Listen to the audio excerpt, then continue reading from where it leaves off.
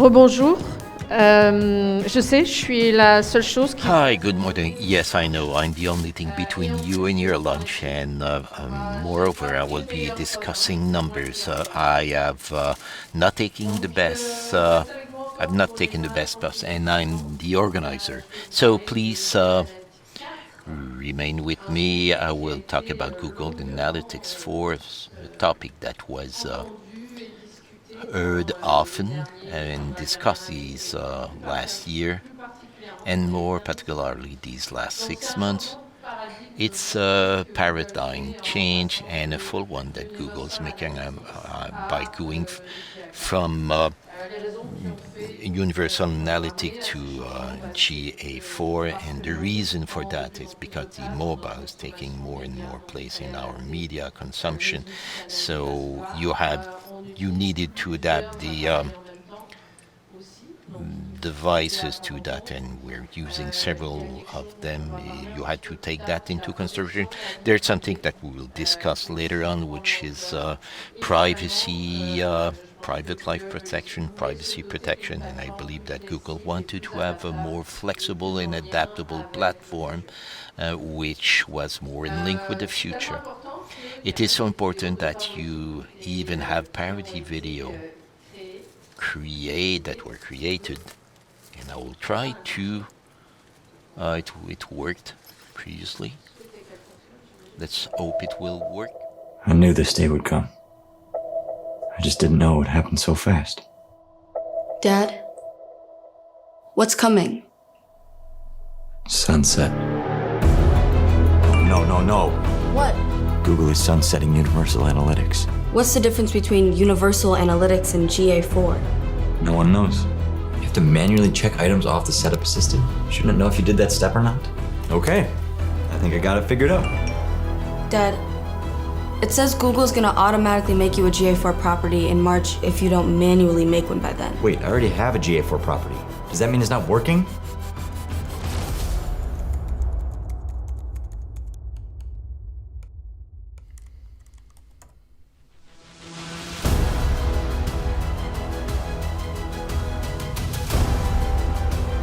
Why do I have more session starts and page views? Stay close. Why does it keep telling me I need to migrate my analytics if I already have a GA4 property? It says to reuse my existing tags, but what are the new triggers?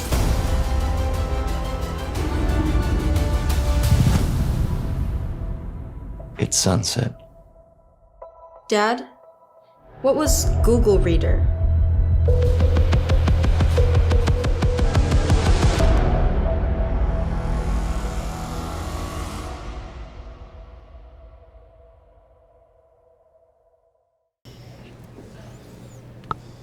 Donc, So that's it. It was less dramatic at our place, but we also have a lot of questions. So in 15 days, GA4 will become the so-called unique analysis tool for your websites. So what did we do? On our side, we installed GA4 and all the website that we delivered since last year, since July 2022, and indeed all those that we had. So all your sites had GA4 installed, and if you hadn't access to Universal Analytics, you will have access to GA4. Universal Analytics will also be available for a further 6 months, but there will be no data collection. We could only use historical data collection as of that time. What is different? We're going to talk in a more detailed manner about this a little later on GF4. We're going to look at implication and events. So it's on-site activities. There's going to be much more than there was in the past. There are many reports that are available today on GA4. I will show this a little later. It might be a little painful. It'll be a lot of numbers, but please stay with me. It's worth it. So what's changing when it comes to terminology?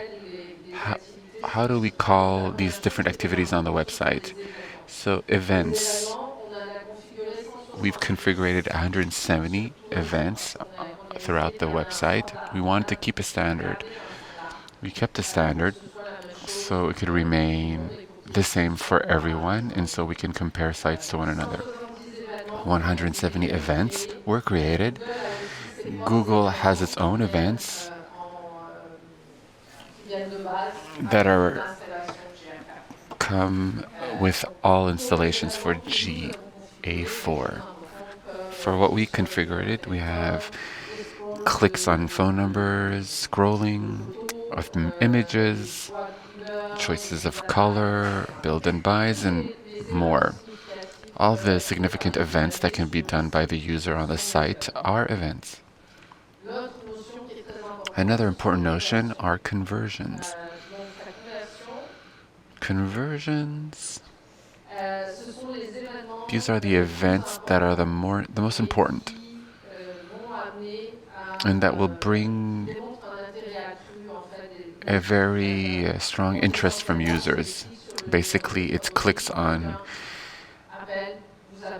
cell numbers. So when people call, we consider this a conversion. If you submit a form, creating an account in the showroom, submitting a pop-up, and saving estimates, these are the type of conversions we've put on every site. And the last notion that's very important, it's engagement. Measures of engagements will be more and more visible on GA4 reports. There'll be sessions with engagement. It begins from the time that is spent on the site and provoked events, and the level of engagement is something we'll see, as well as active users, who are those that have had an engagement with the website through an event. So here are the different terms. When we look at the base, what differs between analytics, universal analytics and GA4? Universal analytics was based on the time spent on a page. Now GA4 is based on events and activities on a site. That's what's more important. In terms of following users, with analytics, we looked at time, and with GA4, it'll be through activities. We have to have events that were used by users on your website. You might be afraid when you look at your reports and you'll say, it's just not the same thing. No, it is not the same thing. I can't do anything about that. When we look at universal analytics, we had a certain number of users and sessions. And when you look at GA4, we have a different number. The difference, like I said, Google no longer tracks things like it used to. Therefore, there will be a difference. It's a light difference. It's not something that was forgotten. It's really a change of platforms that modifies the numbers lightly. And slowly but surely, we will see the development of engagements that we will see on reports. If we navigate GA4, that's the most important part. It's been many months that we have been working on the implementation. Even if the reports are more numerous, they're not necessarily easier to read. It took us a bit of time on our side as well to determine what is most interesting and what gives good information that could be interesting to you, so we can give you an idea on what's happening on your website. So when we arrive at the main page, we have 5 main tables. We see the evolution of your traffic on 7 days. We'll see a global trend, the number of visits. Then we see the people who were showed up in the last 30 minutes, the main channels of your traffic. So where is your traffic coming from? The geographic location, origins, and then the pages that were visited. This will give you a general outlook of your website. The idea is to go further, and in the left menu, you can see there are different reports that are available to you. The first, it's the acquisition section. In this section, there are two main reports that are user acquisition and traffic acquisition. User acquisition, these are the new users. Where are the new people from on your website during the period you chose? And traffic period is globally where is the traffic coming from on your website.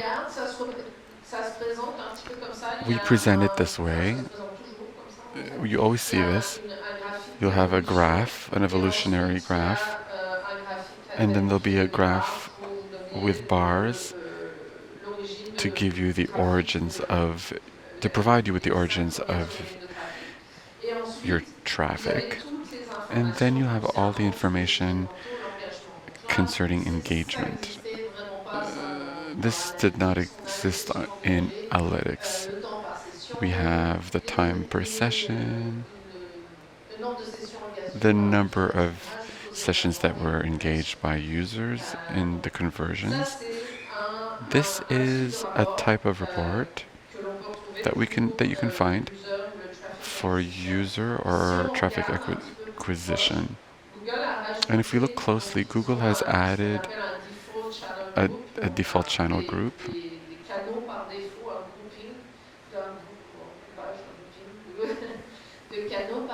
It's a group of channels. They've added channels.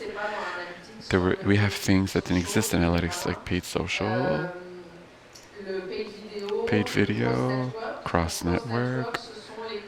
Cross network are the different performance max campaigns that we mentioned earlier. And there's a default channel for shopping ads, for car ads that Matthew mentioned earlier. We can see by channel what generates the most interaction on your website. This is a report that's interesting to look at. Another report that you can look at, instead of choosing the default channel, you will choose the medium source. Will be a little more detailed here with the information. To understand the origin of your traffic, so what are the events, what are the activities that we generated? In this case,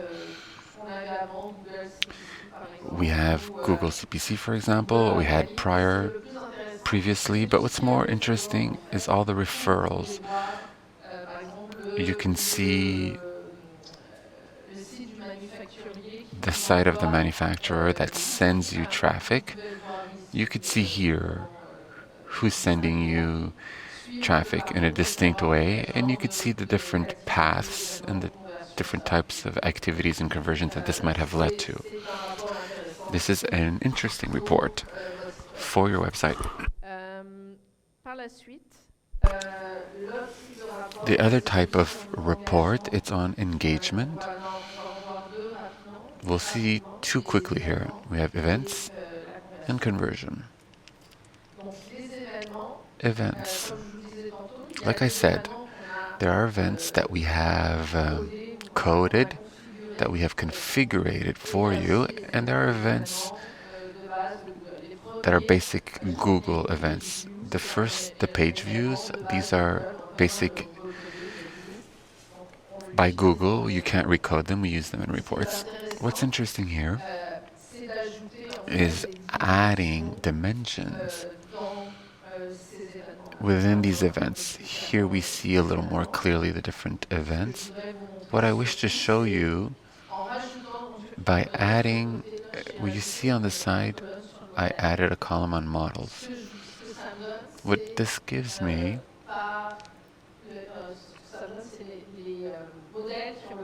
just shows me the models that generate the most activities and events. In order to do this, what I did I went to select page view on top of my table, and then I added on the column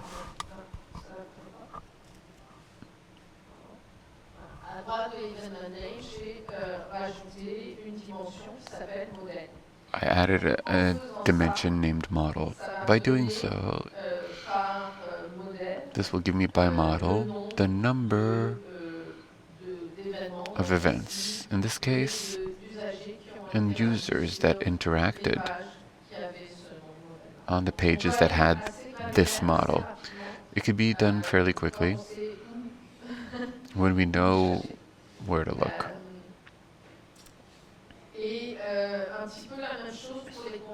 It's a little bit it's similar for conversions. We see the different types of conversions, and you could add, in this case, the source. Where do my conversions come from? It could also be the campaigns.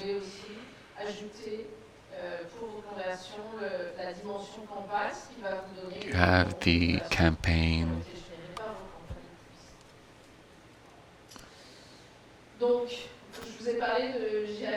I spoke to you of GA4.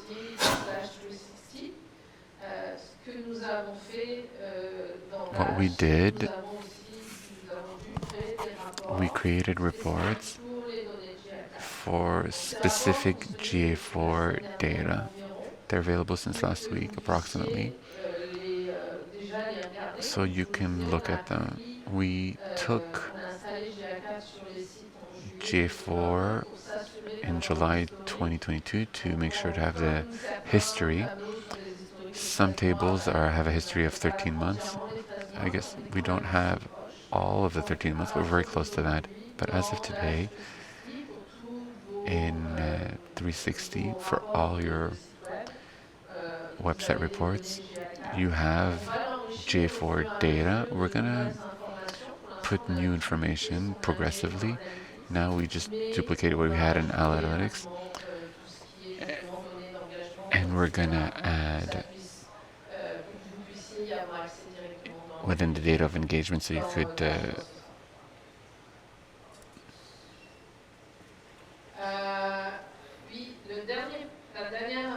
the last information that's very important that I wish to provide.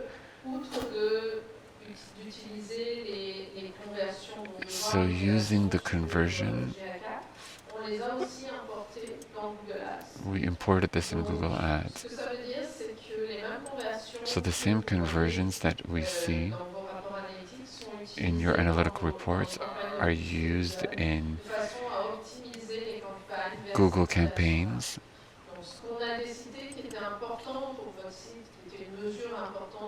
Here's an important measure for your website to know if you have potential buyers, is to use publicity campaigns to optimize and to make sure that it's all coherent with reporting. And the last thing, we assigned values to these conversions. And a form is more important than a call. And we will adjust ourselves when it comes to results. And this gives you a better global view of performance and of campaigns that will allow you to get more traffic on your website. I told you that it wouldn't be too long. You'll be able to go have lunch.